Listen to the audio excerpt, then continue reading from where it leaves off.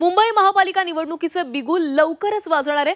मुंबई महापालिकेने निवडणुकीची तयारी सुरू केली असल्याची माहिती सूत्रांकडून मिळते।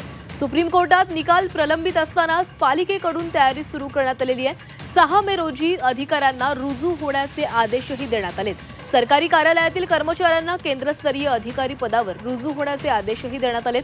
ही संपूर्ण माहिती सूत्रांकडून मिळते। लवकरच मुंबई महापालिकेकडून निवडणुकीचा बिगुल वाजणार आहे आणि त्या संदर्भातली ही महत्त्वाची बातमी। या संदर्भात अधिकची माहिती घेऊयात आमचे प्रतिनिधी सीमा आढे आपल्या सोबत आहेत। सीमा, लवकरच पालिका निवडणुकीचा बिगुल वाजू शकणार आहे। मुंबई महापालिकेने तयारी देखील सुरू केल्याचं कळतंय।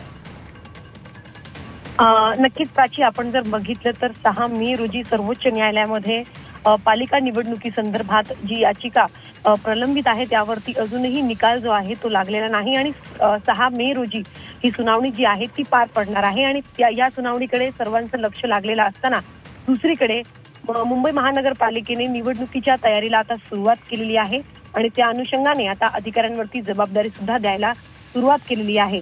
खरं तर आपण जर बघितलं तर सरकारी कार्यालयातील कर्मचाऱ्यांना केंद्रस्तरीय अधिकारी पदावरती रुजू होण्याचे आदेश जे आहेत ते देण्यात आलेले आहेत। त्यामुळे ही महत्त्वाची घडामोड जी आहे ती मानली जाते आणि लवकरच मुंबई महानगरपालिकेच्या आणि मुंबई महानगरपालिकेच्या निवडणुकीसह इतर महापालिकेच्या निवडणुका ज्या रखडलेल्या आहेत त्या होऊ शकतात असे संकेत जे आहेत ते देण्यात आलेले आहेत। खरं तर अंतिम सुनावणी ही मानली जाते 6 मे रोजी होणारी सर्वोच्च न्यायालयामध्ये आणि त्याच अनुषंगाने या सुनावणीच्या पार्श्वभूमीवरती आता महानगरपालिकेने सुद्धा तयारीला सुरुवात केली आहे आणि त्यानुसार कर्मचाऱ्यांना जे आहेत ते पदावरती रुजू होण्याचे आदेश जे आहेत देण्यात आलेले आहेत।